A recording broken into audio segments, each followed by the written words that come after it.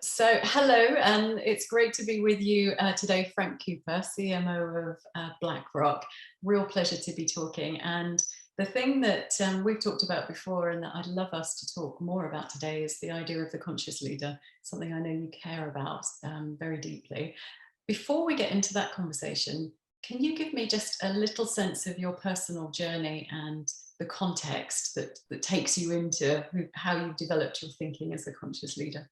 Sure. Sairah, thanks so much for having me. As I mentioned to you before, I'm so excited about this topic of conscious leadership. So I really appreciate having the opportunity to speak with you about this. So my personal journey, and those who know me find it kind of a little bit of a strange journey, because I'm trained as a lawyer. I've been through entertainment. I've worked in technology. I've worked many years at PepsiCo for a consumer goods company. I was Chief Creative Officer and Chief Marketing Officer at BuzzFeed. And here I am now at BlackRock, a financial services company. And it seems like an extraordinarily strange journey, but there is a thread that goes through it all. And I was really fortunate early in my career to have someone pull me aside and give me some advice that changed the entire course of my career. And so I was a second-year law student, and we were working on a case involving Tetris, the game Tetris, and a Russian scientist had created the game.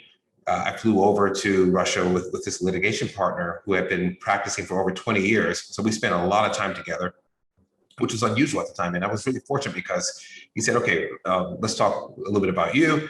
And I know what you want to do. You want to teach and all this other stuff. But let me just tell you one thing. And this is the only thing I'm going to say to you. And this is from all my experience. You need to figure out what energizes you in your personal life and then connect that with your professional life. So what's going to happen, you're going to do well professionally, but over time, the more work you put in, the better you get. If you don't connect the two things, your personal interests will go to the wayside, and it will be virtually impossible for you to have a greater sense of fulfillment. And that started me on the whole journey of looking inward and thinking about what energizes me, what gives me a sense of fulfillment, what makes me feel like I'm actually making a contribution bigger than myself. And that set me along the path. And Sairah, everywhere I went, I used that lens to both determine whether I wanted to join the company, but also to define my experience within that company. I did it at Motown. I did it at Def Jam. I did it at BuzzFeed. I did it at PepsiCo. I'm doing it right here now at BlackRock. And we can go into some of those more if we want to, but each of those I felt were purpose-driven companies, but also my sense of purpose was fulfilled through those companies. Yeah. Oh, that's great. Thank you so much for that, Frank.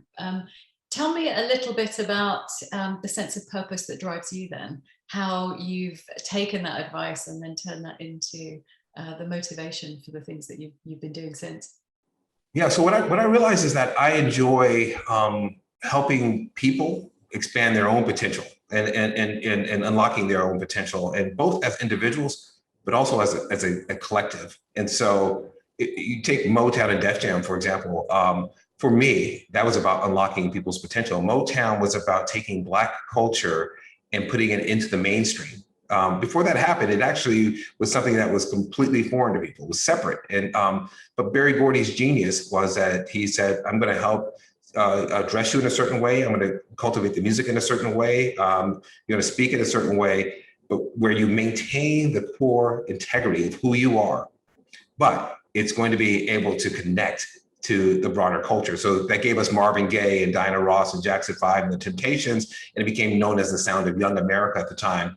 Massive impact on culture overall, but expanding the potential of all people, because suddenly you could see across, and the people that you thought were the other were actually part of your life and became the soundtrack of your life. Def Jam, I felt like, did it from the opposite perspective. They were not trying to assimilate into anything at all.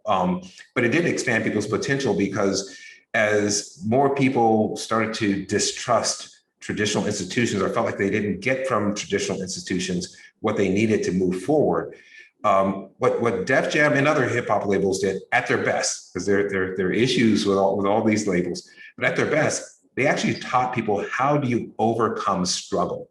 Like, how do you face adversity? How do you do it on your own? And a lot of the terms that we hear floating around now, like authenticity, and DIY, you can see the foundations of it within that music.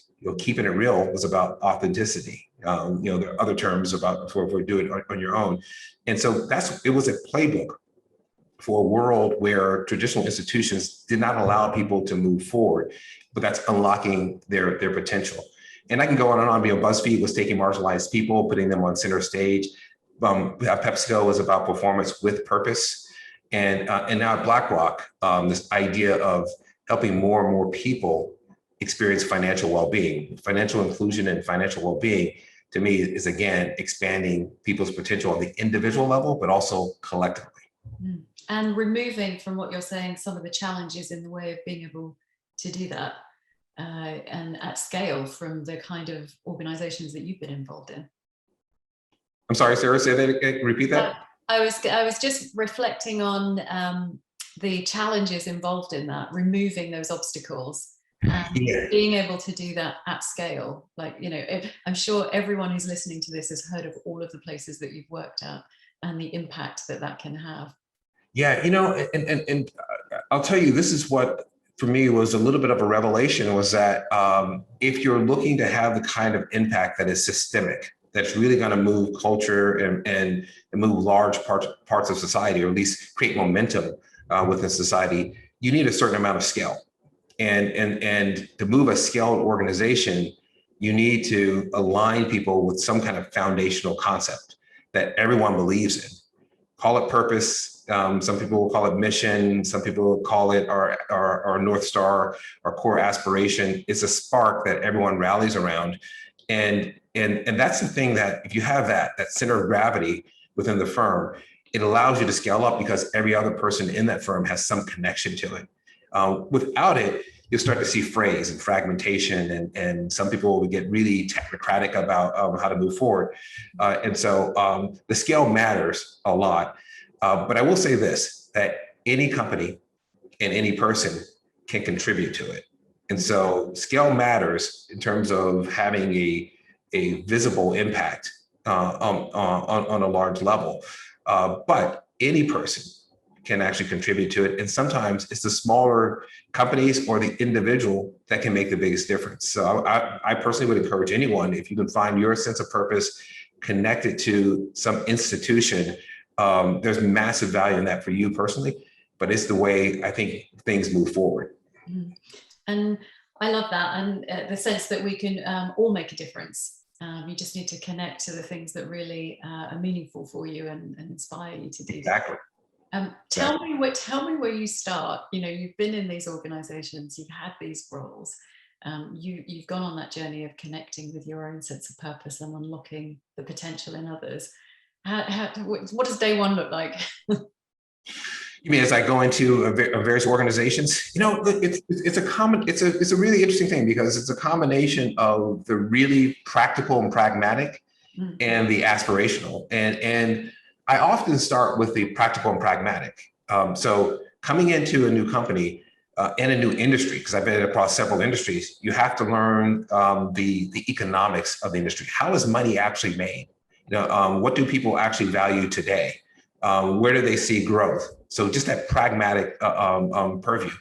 It's also what's the terminology? And every single company I've been in, there's a list of acronyms that are bewildering at first, but you start to learn it.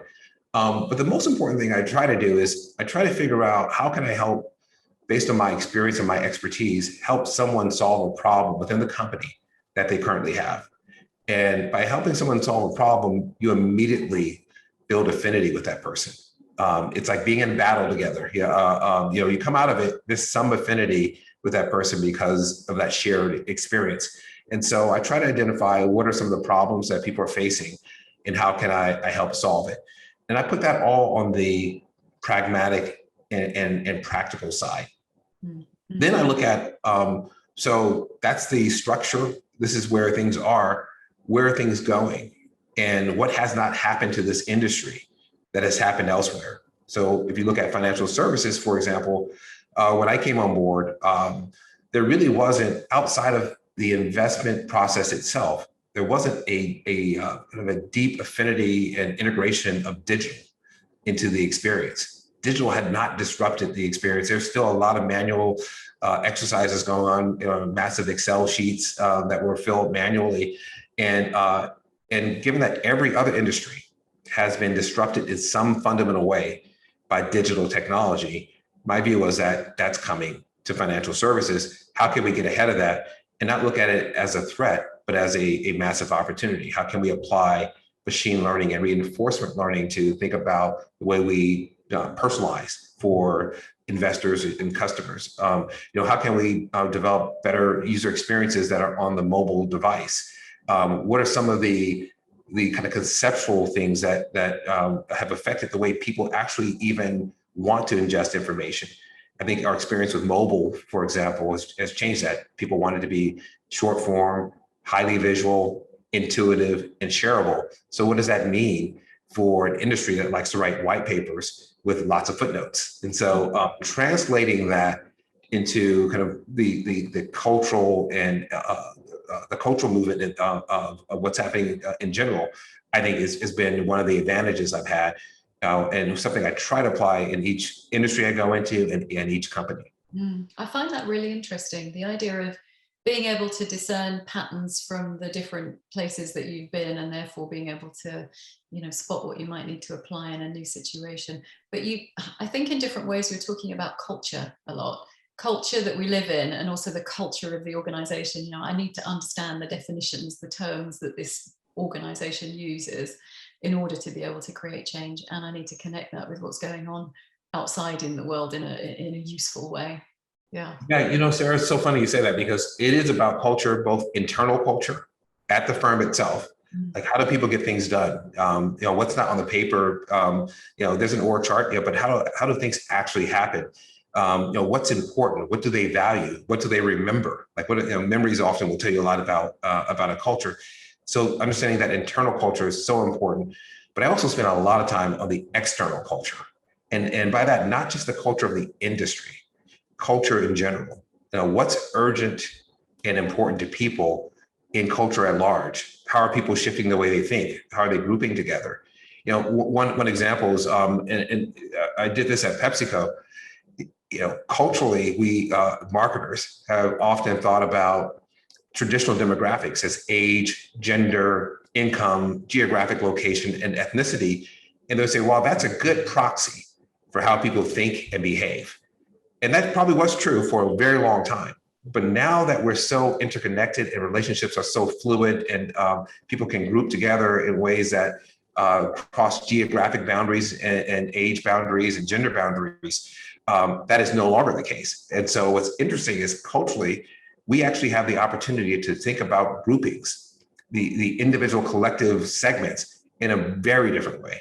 Shared interests and shared actions. And you're looking at the rituals within that group that can be very different, the symbols that matter to them. I just think that's an exciting unlock, but that's starting from the outside in culture and then bringing that back in. Yeah, no, that makes perfect sense to me. And I'm interested, thinking about culture again, in diversity and inclusion. Obviously, a really, really important topic, and one I know that you care about. Give me a little bit of a sense of the different perspectives you've been able to bring to that as a conversation that's so alive, and especially right now. Yeah, look, and it's always tricky. I'll say this, I'm a Black executive, and people would say, okay, well, are you saying this out of self-interest or as experience? But here's what I believe about diversity, equity, and inclusion on a fundamental level.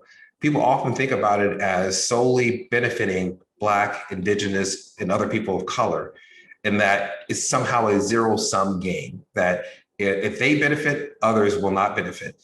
I truly believe that if you think about diversity, equity, and inclusion as unlocking potential in people, the unrealized potential in people, we actually all benefit from that. We all learn from that. We can all expand from that. And so I'm a big believer that DEI is not some isolated silo of experience. Diversity, equity, and inclusion is about improving the entire organization, but also improving our society. And so, but when I look back at it, and I've asked a lot of diverse executives this question, it's like, so who would you point to as the model of of diversity, equity, and inclusion in business. The one that they just got it right and they're moving forward. And universally, without fail, I get silence. And then the second thing is, let me think about it. And the third is, I actually can't think of one that has sustained it. And many companies, including ours, we're all making incredible steps toward it. And some have gone further than others, but we haven't crossed this boundary yet. And I've asked the question, so why? We've been at it a long time. And I think what has been missing is something that has been added recently, and that is the E and D and I, equity. We've learned that you have to have diversity and have a critical mass of people, because if you don't have the critical mass, the only one syndrome becomes a real problem, because you're the only one in the room and you're always the outlier. You're always going to stand out. And it has kind of this distorted effect on diverse executives. Some will speak up more, some will speak up less, but it's distorted. Critical mass matters a lot. And I think we learned a lot about that as we are moving down the path of gender equality. We can see that critical mass makes a big difference. So the diversity piece, I think, is important. The inclusion piece, that I belong here, is actually important. But what the conclusion I'm coming to is that inclusion is often an outcome. You feel more included if you are given, or if you're empowered, if you're supported, if you feel it's safe for you to be there. And so the equity piece of making sure people are safe, that they're seen and understood, but most importantly, that you give them what they need to unlock their potential. And that's such a critical shift from where we've been before, because underlying the previous notion of D&I was equality. Let's give everyone the same thing, and then say now it's a fair game. But when you peel back what people actually need to move forward, they need different things actually to advance. And if you give them that, suddenly you're in a vastly different position. And Sairah, I think this is about, there's a great cartoon that I saw that I think really captures this well.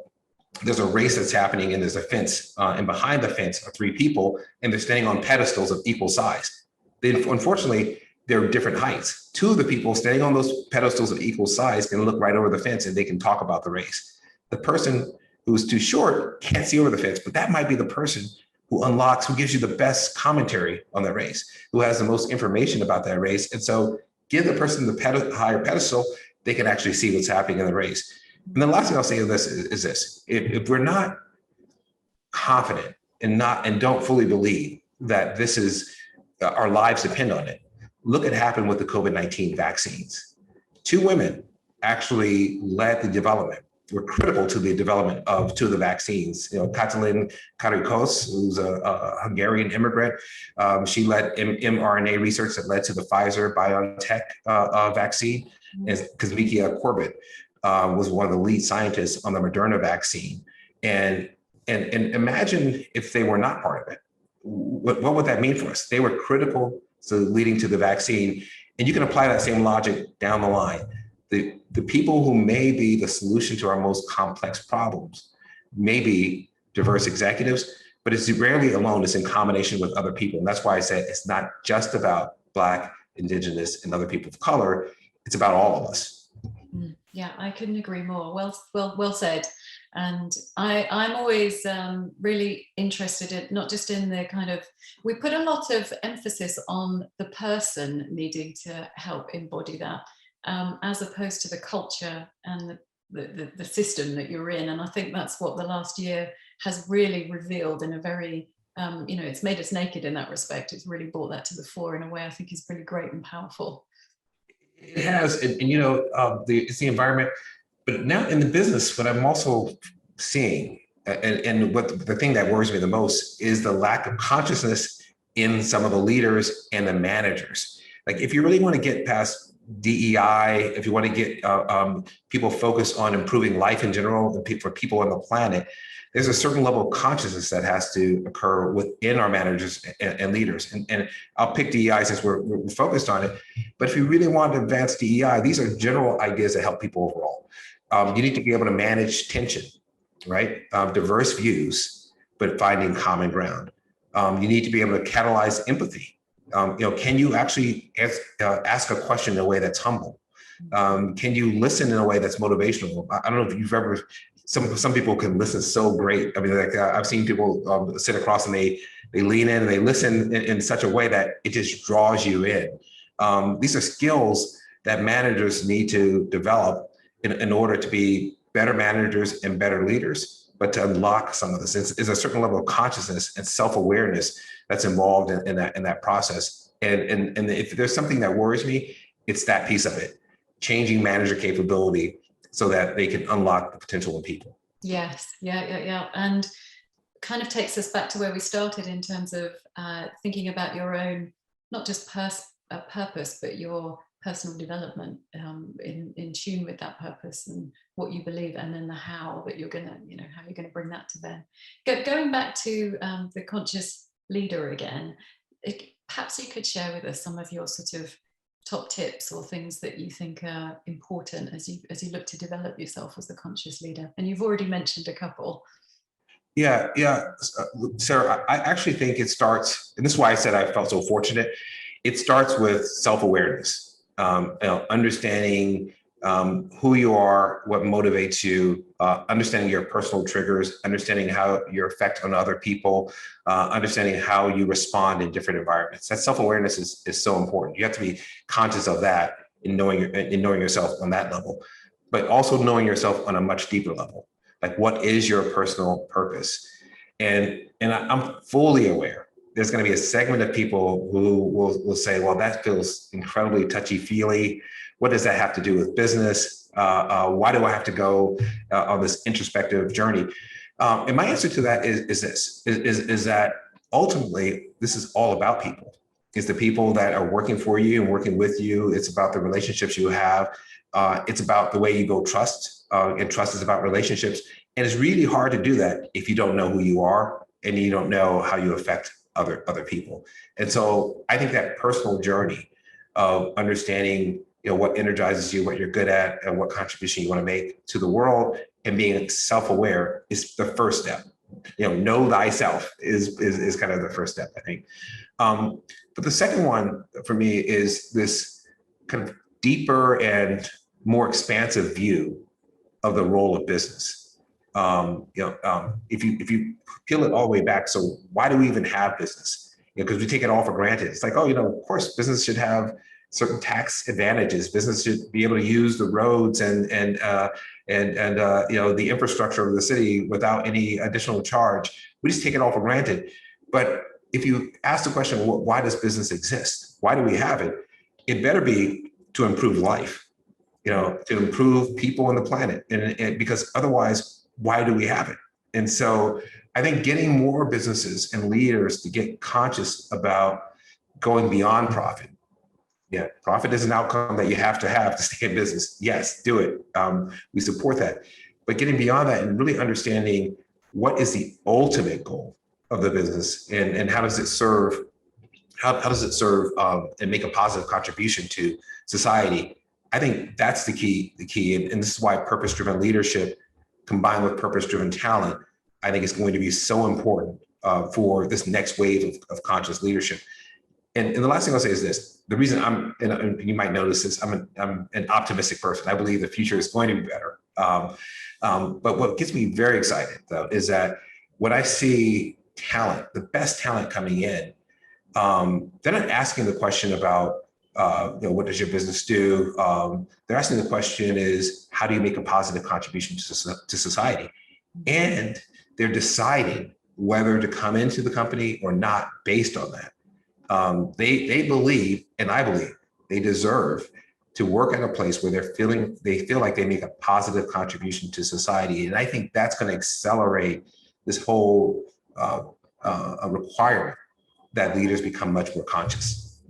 I couldn't agree more. Like you, I'm really excited about the change that's possible now in a way that hasn't felt quite so present for some time. So it's an exciting time. As a final question, I just wanted you to maybe project forward in time and think about what you've achieved, and tell me where does that feel good when you look back? What's the thing that you would like to look back on and remember most of all? Wow, that's a great question. I'll just bring the small questions on. You know what? I mean, here's how Here's how I measure my own success. It's really not any single thing that I've done or that I will do in terms of some campaign or some kind of business accomplishment. It's really more around how many people have I helped and by how much. And that will be my metric of success. And so if in fact some of the things that I'm doing that are perceived as successful, if it's just newsworthy and I've gotten an award for it, by the way, I'll welcome that. It's fine. But I'm more focused on, has it helped people, and has it helped to expand people's potential? And if so, that to me is the thing that lasts. It's the thing that people remember, because you always remember, at least for me, you remember those who've helped you move forward. Those who, no matter how small the step is, so those who've removed a barrier for you, those who kind of change your way of thinking so that you feel less of a burden on yourself every day, those who've given you the sense of rejuvenation. And so for me, it's that measurement more than anything else. And I'm hopeful, again, because I believe that there are a lot more people, and increasingly more people, who are aligned with this idea that it's about people first. And so whether you think about technology, which I love, it's not that technology is about people first. Whether you think about investment, which I love, it's not about simply return on investment. It's about how do you help people advance and experience financial well-being. And that lens for me applies to virtually everything that I do today and going forward. That's wonderful. I love the link with purpose, people, and being a conscious leader. That's wonderful. Thank you so much. Thank you, Sarah. I really appreciate it. Thank you.